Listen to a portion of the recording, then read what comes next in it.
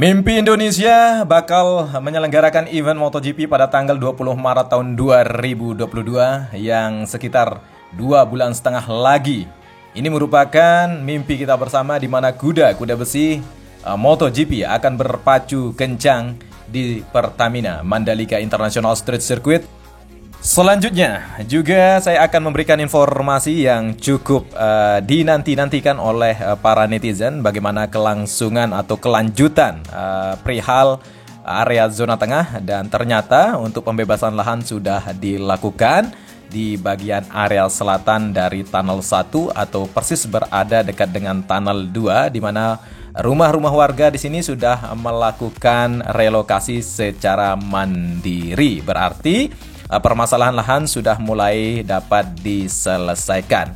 Sehingga nanti di area zona tengah di sini akan terbangun resort maupun hotel yang akan menjadi salah satu tempat ya untuk para penonton atau para wisatawan yang akan menginap untuk menikmati gelaran MotoGP, WSBK, ATC dan sebagainya yang akan dilangsungkan di sirkuit Mandalika, sekaligus mereka bisa menikmati keindahan maupun pesona alam yang berada di sekitar sirkuit Mandalika.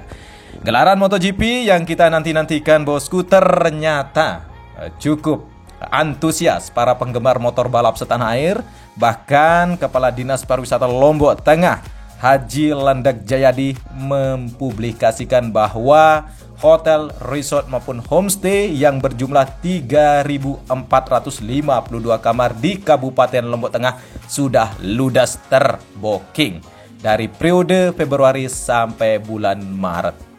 Dan bagaimana untuk penonton yang ditargetkan oleh pihak pengembang yaitu ITDC dan penyelenggara nantinya MGPE yang menargetkan tidak kurang dari 125.000 penonton yang akan berjubel di sirkuit Mandalika untuk menonton aksi balapan para penggemar MotoGP. Dan maksimum untuk target kalau memang tercapai, kita doakan untuk tercapai sekitar 200.000 penonton.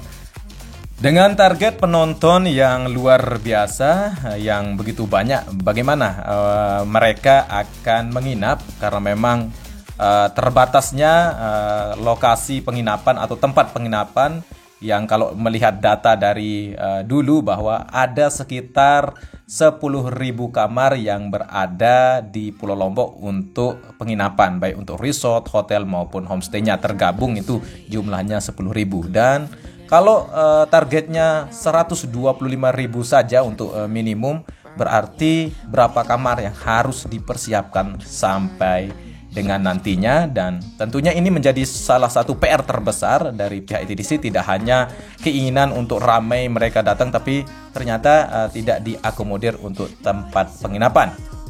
Tentu ini menjadi sebuah PR terbesar untuk pihak penyelenggara, pemerintah daerah maupun pemerintah provinsi untuk berpikir keras bagaimana cara atau metodenya nanti. Kalau memang semua kamar sudah hampir penuh di booking di bulan Februari sampai bulan Maret, berarti memang benar seperti rencana dulu, nanti akan dibuatkan tenda yang sekelas dengan hotel seperti itu, atau tempat khusus yang ditempatkan nanti memang harganya tidak terlalu mahal, akan sesuai dengan budgeting para penonton atau para kelas-kelas penonton yang suka traveling ya, yang suka traveling nanti bisa mungkin akan menempati tenda-tenda yang akan disiapkan oleh panitia penyelenggara. Itu informasinya.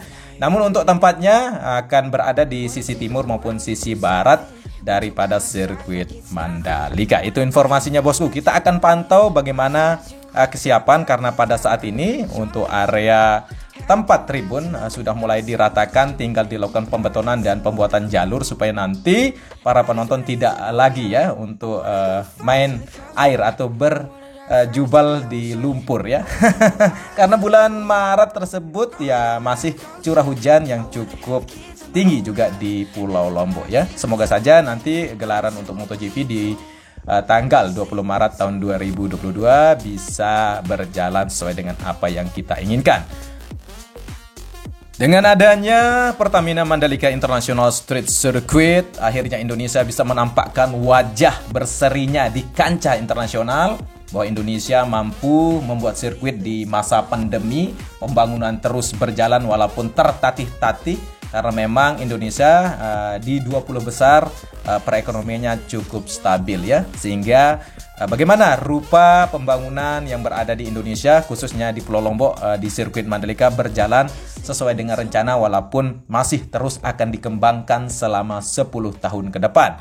Jadi tenang saja bosku ya, bukan saya humasnya ITDC ya, tapi sesuai dengan data informasi dari awal pembangunan bahwa kelanjutan pembangunan sirkuit Mandalika akan berlangsung 10 tahun ke depan. Ini berarti kita sebagai rakyat Indonesia sekaligus netizen yang cukup antusias, kita akan menanti-nantikan bagaimana detik-detik perubahan setiap waktu pembangunan yang berada di kawasan ekonomi khusus ini. Tidak seperti halnya mimpi-mimpi kita memang dengan nafsu kita bosku terus memberikan komentar kenapa tidak dilakukan pembangunan secara menyeluruh cepat dan akurat, ini membawa nama baik Indonesia di mata dunia. Benar itu bosku, tidak ada salahnya, tapi kita harus menyadari bahwa kondisi ekonomi negara kita memang lagi sedikit seret ya, jadi perlu kita memberikan apresiasi dan sabar serta memberikan dukungan, dan mari kita kawal pembangunan nasional ini, bentuk kecintaan kita terhadap negeri ini bosku ya. Jadi seperti itu, perlu kudu sabar bosku ya, sehingga nanti sirkuit Mandalika ini akan menjadi etalase dunia untuk MotoGP seperti yang dilansir oleh pihak Dorna Sport ya. Carlos Ezpeleta sangat mendukung pembangunan sirkuit Mandalika. Tidak hanya di area zona tengah atau untuk perbaikan bagian tempatnya, nantinya ditempatkan tribun di bagian sisi barat maupun sisi timur. Untuk tempat parkir sudah mulai dilakukan pembetonan, bahkan desainnya sudah tampak jelas bagaimana nanti akan tampak rapi, jauh akan lebih baik lagi rupanya. Ketika gelaran WSBK kemarin masih belum ada tahap-tahap seperti ini. Sekarang kita dapat melihat bagaimana bentuk trotoar, di mana kita lihat sudah mulai ditata untuk taman-taman walaupun masih terus akan dikerjakan bosku ya. Jadi perlu sabar, kembali lagi saya sampaikan perlu sabar.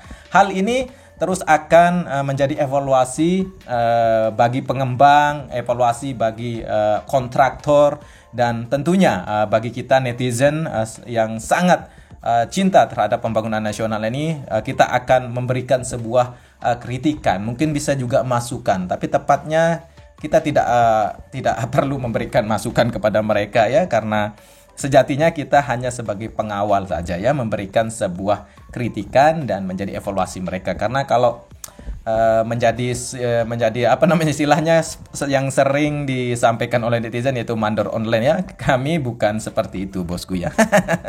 Tapi pada dasarnya yang ingin saya sampaikan kembali bahwa kesiapan Pertamina Mandalika International Street Circuit, apapun kata netizen kembali, seperti nanti akan terbangun untuk grandstand atau tribun yang kata para netizen tidak sesuai dengan ekspektasinya mereka maksud saya bosku, bahwa seperti kondangan ya, seperti tenda kondangan atau seperti panggung dangdutan ya. Tapi saya tidak berpikir sejauh itu, tidak berpikir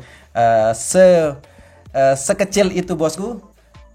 Kalau kita melihat kondisi sirkuit yang berada di dunia juga banyak menggunakan sistem tribun atau grandstand terbuka ya, karena memang konsep sirkuit Mandalika itu sirkuit jalan raya ya, jadi tidak ada bangunan tribun yang sistem permanen atau seperti sirkuit konvensional lainnya.